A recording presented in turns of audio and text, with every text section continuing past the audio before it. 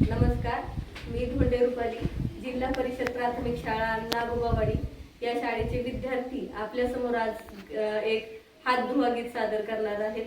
तरी सर्वांनी त्या गीताचा आनंद घ्या. धन्यवाद.